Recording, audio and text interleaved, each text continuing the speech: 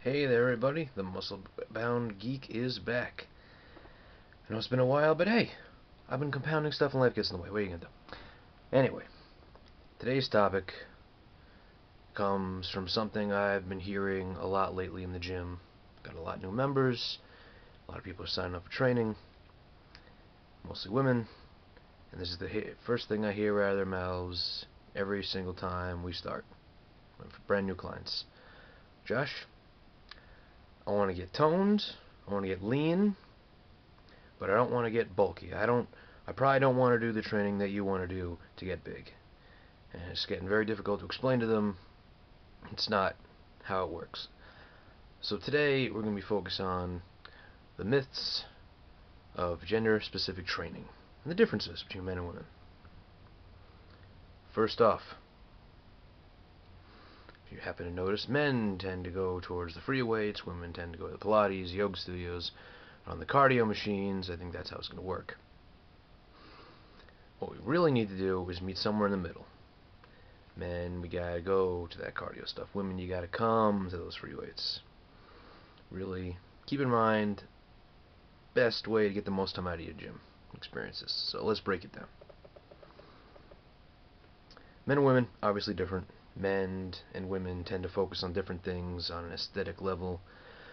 Men, we want to bulk up our upper body, chest, arms, shoulders. Women tend to focus on the legs and the shoulders, get that nice, lean, slender look.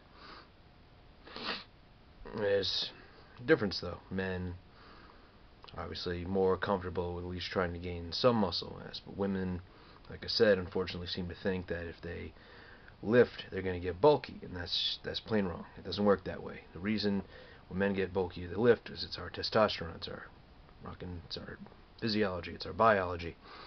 Women, some of you have literally 100 times less testosterone than most men. So I'm going to talk to you for a second here. When you talk about toning, enhancing, shaping, however you want to say it, certain parts of your body, what you're really talking about is the muscle. It's the muscle that creates the shape of your body. Therefore, the more muscle you have, the more muscle tone you have, the more lean and slender, however you want to say it, toned up, is how you're going to look. You can't build a perkier, rounder, sexier, whatever, anything without building muscle. So to build that muscle, you need to stimulate the muscle tissue. And those little pink or blue little dumbbells, it's not going to do it. It's not the right tool for the job. Women only benefit from the type of heavy lifting that you're more accustomed to seeing men do. That's really how it works. So in terms of lifting, women's rep ranges often 8 to 15, maybe. Sorry. But many women will actually benefit from lower reps and more weight to activate more muscle fibers that are only stimulated through heavy lifting, only through those specific exercises, those kinds of lifts.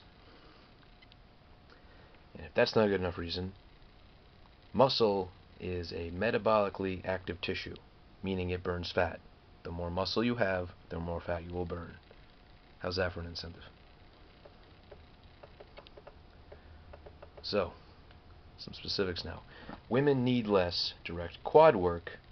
Everyone needs more backside work. So, women tend to be more quadricep dominant than men for any legs. It's not a bad thing. It's just a question of anatomy. It's how we're all built. So from a programming perspective, it means that unless she or women or you, whoever, you're training for a physique show or some kind of sport that requires you to have really developed quads, really nice, powerful legs, you don't need to perform such isolated quad-specific exercises like leg extensions on a regular basis. What you should do is limit your quad work to compound exercises like squats and lunges. And if you're going to focus any additional work on a particular part of the leg, focus on the hamstrings. That way it'll balance out your quad strength, and who doesn't want to back your legs to look good, right? So hamstring curls, good mornings, deadlifts, Romanian deadlifts, stiff-legged deadlifts are also called. They're all great exercises. Now, for some guys, I know you've probably all seen the memes everywhere, the little chicken leg man. Friends don't let friends skip leg day, whatever. This applies, Sonny, this applies to men too. Don't forget about your glutes, guys. I know we like looking at the sexy lady butts, but they like looking at our butts too. So aside from having a great way to attract the ladies, guys, it's one of the clearest markers of a powerful athlete. Most guys could benefit from some dedicated lower body strength work. So again, don't be that guy wearing the pants because you want to hide your chicken legs. So women need more, men need less upper body work. So ladies, if you're looking for a place to devote the energy you used to throw at your leg extension machines, start pushing and pulling. It's well known that most women carry much less lean mass in their upper bodies compared to men, so exercise such as push-ups, pull-ups are a common weakness. That's why I have that fun assist machine at the gyms. They help you. You should use them. So it could be said that women should spend more time on these exercises than men, so they can increase their strength in their upper bodies, which in turn leads to improved self-esteem and a sexier upper body. And who the hell doesn't want that? So who the hell wouldn't feel great after not, doing some push-ups and pull-ups all on their own, working up to that? You ladies should like that. I hear that a lot. Girls want to be able to do push-ups and pull-ups. You gotta say that to me. I know you do. So guys, on the other hand, really notorious for really only paying attention to our upper bodies. And we pretty much ignore everything else. I know when I first started, I'm like, nah, I just want that impressive upper body. I don't need that. Not realizing legs should really get strong too, or you're gonna tip over like a goddamn fucking Kool-Aid man or something. So yes, it's great to have huge chest, big biceps, but strengthening your mid-back muscles will also give you a better muscle balance, like I just said, healthier shoulders, better posture, and a thicker, stronger physical appearance overall. Trust me, you don't want to be unbalanced. You're gonna be really, man. My lower back was killing me for years because I ignored my lower body. Screwed up my posture, just everything. Just trust me. Don't want to do that. So, men need more, women need less rest. You no doubt heard that men have more muscle mass or are stronger than women. And that's a whole other topic for another day, right?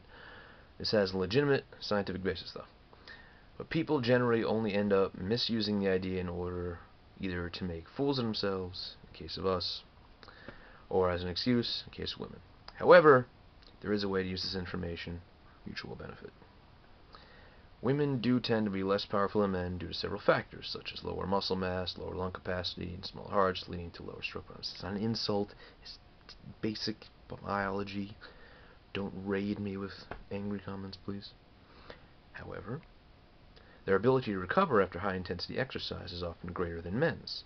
This means that women will often need less rest time after an exercise bout or a set, and they can get back under the bar or back in the circuit sooner. So, exercise programs that prescribe significant rest periods may make women feel bored. So isn't that great? You can go harder than us. That's something to be proud about, right? Of course, doesn't mean that women should do more reps than men, but rather that they can often tolerate more exercises in a given workout. See, it's something rubbing our faces, right? You got something on us. Don't worry. A typical guy could do well with longer or slower workouts where he throws all of his effort into a single set and then rests, or supersets, 2 strength exercises and then rests. His girlfriend, on the other hand, might see more benefit from doing sets of mini circuits of 3 to 5 strength exercises. Of course, this might not be true for everybody, but it's something to keep in mind when you structure your workout. Although men and women can and often do perform similar exercises, it's how we structure these exercises has a major influence on how we enjoy our time in the gym. All the things I just said. So this can make the difference between fitness success and failure, because it's no secret that we're more likely to stick to something that we love, that we're having a fun time with, that we're enjoying. Now here's something I said in the beginning. Men need more, women need less yoga. There are plenty of men who do yoga. But let's not kid ourselves into thinking it's even close to being equal. And I think we all know the reason the guys go to the yoga classes anyway. It's not bad, because yoga offers benefits that most men could definitely use. First and foremost, it can help improve joint range of motion in ways that we're not getting from heavy weight training. I hope that's obvious to everybody. It's great to be bigger and stronger, but it's even better to be bigger, stronger, and more mobile, flexible. You don't want to be some stiff guy who can't bend over and touch his toes. Plus, yoga is a great way to help recover from intense strength workouts. So why should women do less? I'm not really saying that, but I am just advising that they not ignore strength training. So in other words, don't focus so much on the yoga. Yes, you're flexible, you're great, but like we said before, got to get that strength training in to get the look that you're looking for. Strength benefits from yoga are limited, obviously, compared to what you get from cables, free weights, machines, all that. You definitely get stronger, but when you get in yoga, once you get past the beginner stage, the muscular challenge comes from harder poses, which tend to challenge your mobility more than overload your particular muscle groups. So plus the slow nature of yoga can be complemented by doing shorter, more intense strength training sets. There's no reason not to do both. Also, be sure to evaluate why you're doing yoga. Most women have fallen victim to the idea that yoga will give them longer, leaner muscles. Just to be clear, not possible. Here's why. All muscle tissue is lean tissue. There's no such thing as fat muscle. And no, muscle does not turn into fat or vice versa. Fat is fat, muscle is muscle. You gain or lose either depending on your healthy eating and exercise habits, or lack thereof. But one does not turn into the other. 2. Muscles are attached to your bones. So you can't make your muscles longer unless you make your bones longer. I know that sounds kind of weird. But your muscles only have one way to develop. They shrink, they grow, or they stay the same. When I said making your muscles longer, it means you got to put that excess weight on it, give your bones that additional stress, and everything builds up in accordance to stress. Okay? So last one. Men and women need less gender-specific exercises. Whole point of this thing. If you do a quick internet search for body part-specific exercises for your glutes, your arms, your chest, your shoulders, whatever, you'll see many of those terms are commonly followed by for women, for men. This is not by accident. After all, many people are including those words in their searches. Truth is that there are no exercises specifically for men or specifically for women. They're just exercises. We're different sexes, but our bones, our tissues, our nerves, our muscle fibers, it's all the same. It's all the same material, and they function in the same way, more or less. There's nothing inherently male about a conventional deadlift, or female about a lying leg curl. They're both effective hamstring exercises, and each has a certain use depending on your goals, not your gender. So don't be afraid of any particular machine or movement. The entire gym is open to you, so learn how to use it to your advantage. Now, I know a lot of articles will say, if you're reading them for men, it's do this program to get big, to get strong, and for women, it'll say do this to get toned and lean.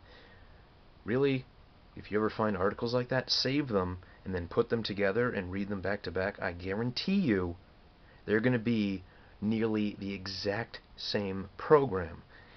It's just the way you advertise it. Keywords for men, the trigger words for men, big, strong, trigger words for women, tone, lean. It's the same thing. Take the stuff that went over here, use it. If a woman trains like a man, she's not going to look like a man. It's that simple. A man trains like a girl, he's not going to look like a girl. Physically, biologically, we're all built different. We all train the same, we will get different outcomes just based on our genetics. What makes us gender specific? That's it. So women lift heavy, you're not going to bulk up. Men lift light. They're not going to get all tiny little slender. It's just not how it works. So please, take what I've learned. Yes, actually, take what I've learned, and I'm teaching you, so you can learn it. Oh, the process of life. Anyway, I'm hoping to spit these out a lot quicker than I have. I know it's been a month, and I know I kind of screwed up on the whole summer training stuff, but it's still technically summer, even though it's nighttime at like 4 o'clock and it's getting cold. Don't worry, though. I'll have stuff coming, I promise. I got a whole list of things. It's ridiculous. It's so backed up. It's alright. Stop sitting around dreaming. Get up, start doing. Hit the gym. Lift heavy. Go hard. Motivation in your head. What do you think of my sick Batman Beyond clothes? And I'll catch you guys later.